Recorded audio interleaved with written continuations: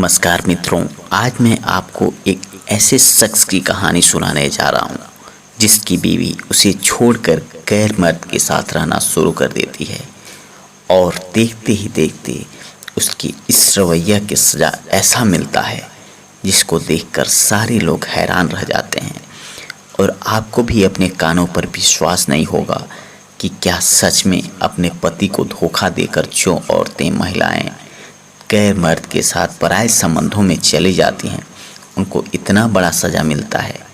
तो आइए मित्रों, बिना किसी देरी के इस वाक़या को शुरू कर लेते हैं।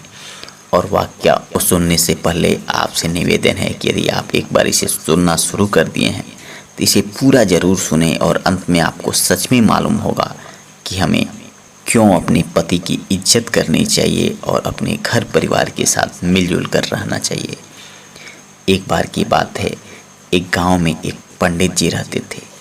वह बेचारे ईश्वर के बहुत बड़े भक्त थे, हमेशा प्रभु की पूजा अर्चना करते रहते, भक्ति भाव में डूबे रहते थे।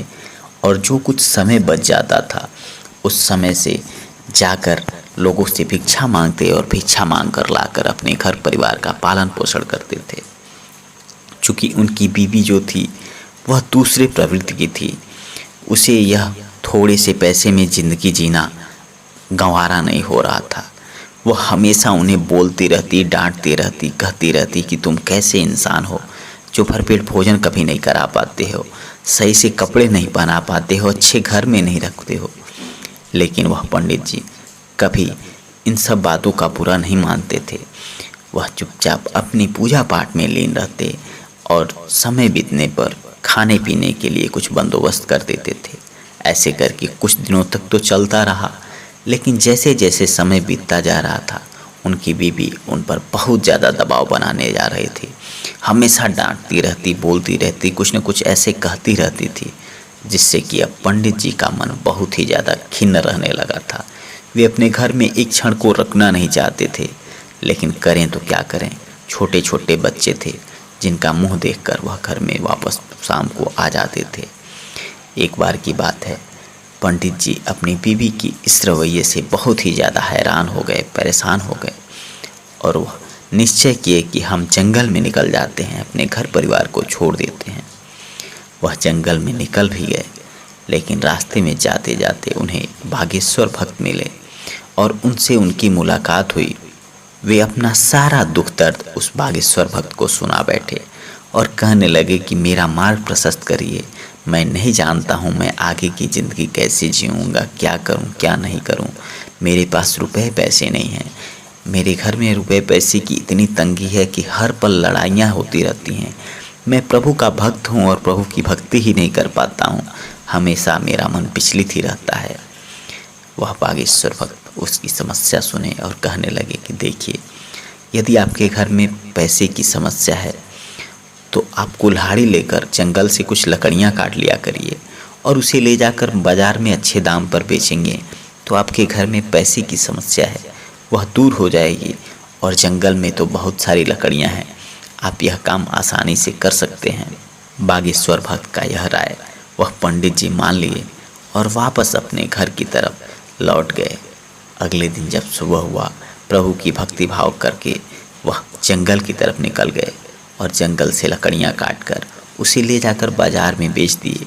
उन्हें अच्छे पैसे मिले जिससे कि वह राशन वोशन लेकर अपने घर पहुँचे और अपने बीवी को कहे कि लो आज बनाओ, तुम्हारे लिए बहुत सारा किचन का सामान मैं ला कर रख दिया हूँ। उनकी बीवी भी बड़ी प्रसन्न हुई और भोजन तैयार कर दी।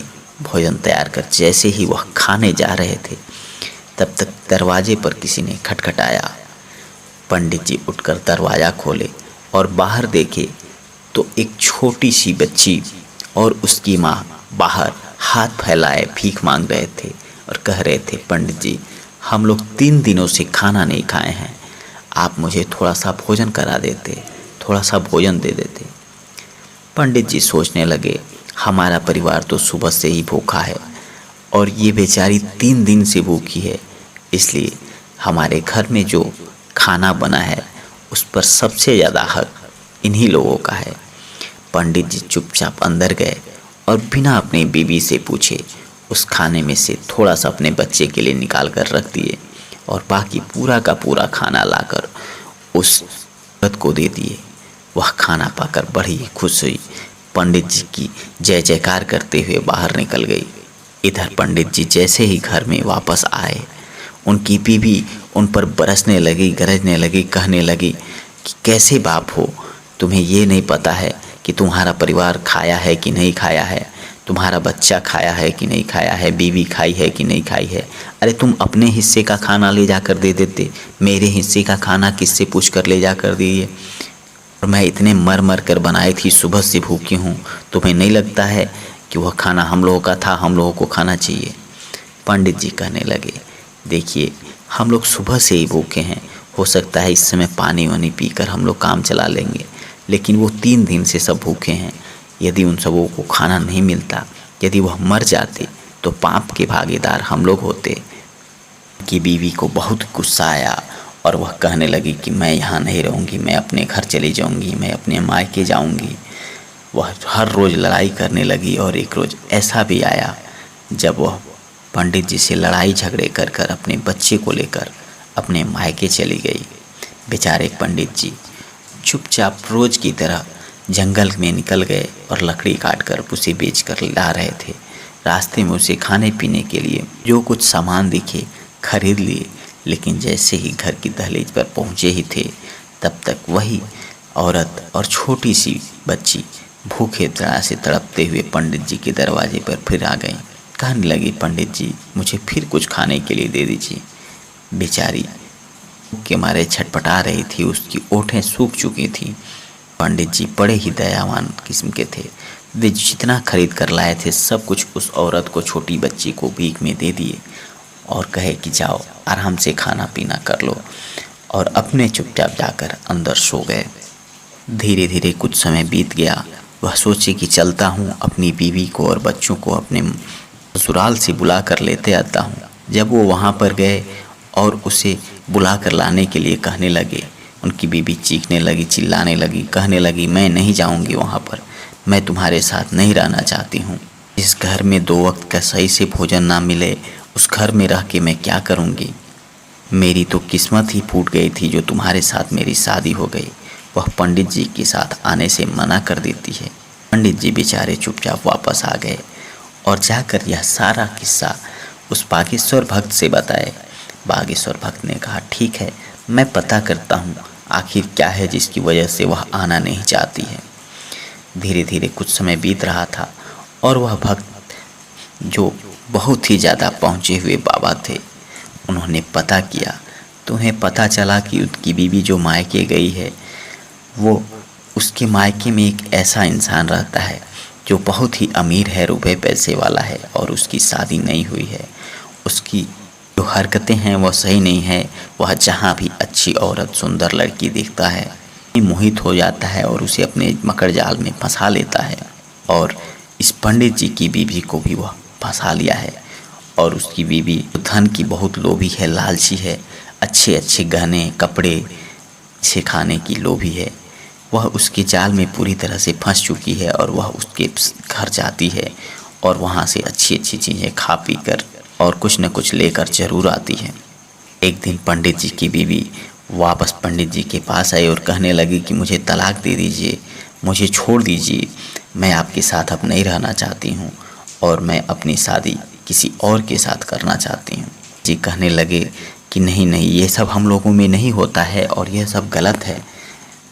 मैं मेहनत करूँगा, मजदूरी करूँगा, तुम लोगों को कभी किसी चीज़ की कमी नहीं होने दूँगा, लेकिन तुम मेरे बच्चे को लेते आओ, तुम आ जाओ, आराम से अपने घर में रहते हैं। लेकिन वह पंडित जी की एक बात नहीं मानी और चुपचाप वापस लौट गई। बेकार जी पंडित जी करते भी तो क्या करते, लेकिन कहा जाता है ना, जो व्यक्ति जैसा काम करता है उसे उसका फल जरूर मिलता है। एक बार वह बागेश्वर भक्त भीख मांगते हुए उस औरत के गांव की तरफ से गुजर रहे थे जहां वह अमीर इंसान रहता था।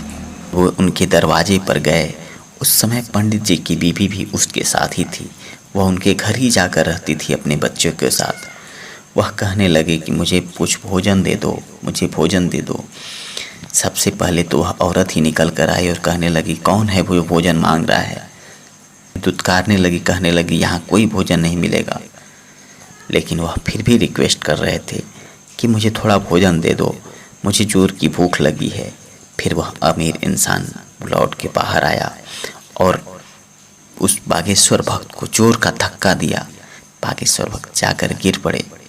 इतने में वह पंडित जी की बीवी अपना बेलन निकाले बाहर भागते हुए चीखते चिल्लाते हुए आ गई।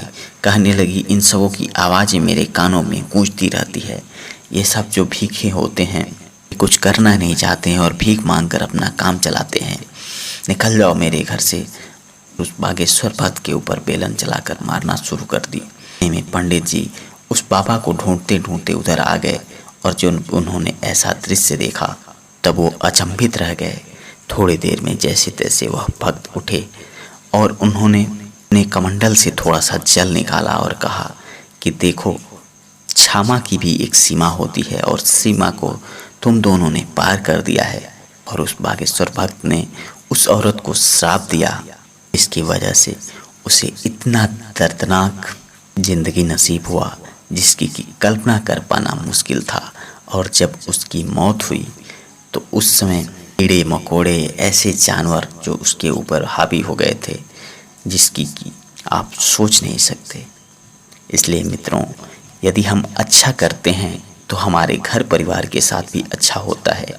और जब हम अपने पति को, अपने किसी सगे को धोखा देते हैं और उसके साथ दुष्टता का व्यवहार करते हैं तो आज नहीं तो कल उसका सज़ा हमें ज़रूर भोगना पड़ता है। और ठीक वही सज़ा उस पंडित जी की बीवी को भोगना पड़ा। इसलिए कभी भी जीवन में अपने पति के साथ, अपनों के साथ कभी भी छल कपट ना करें और हमेशा उनसे मिलजुल कर रहें। उम्मीद करता हूँ आज की कहानी से आपको कुछ नया सीखने को मिला होगा। आप सभी पर बागेश्वर भक्त की कृपा बनी रहे। मिलते हैं एक नई कहानी के साथ।